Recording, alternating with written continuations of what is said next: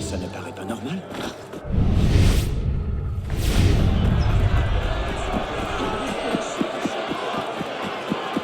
La volonté est ici. Vous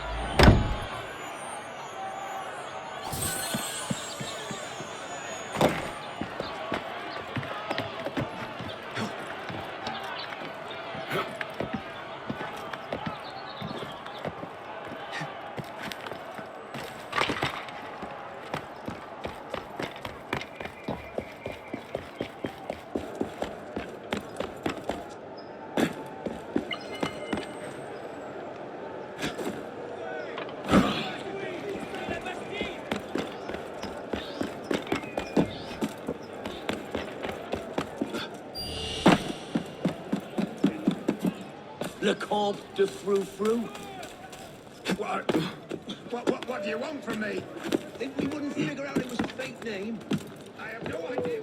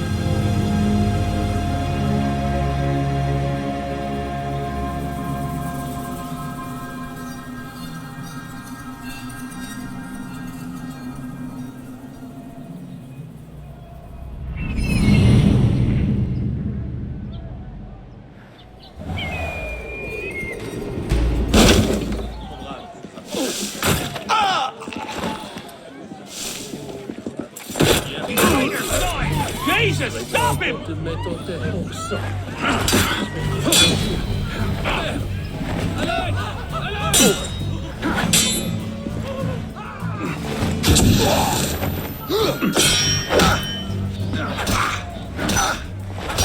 Here comes boom time!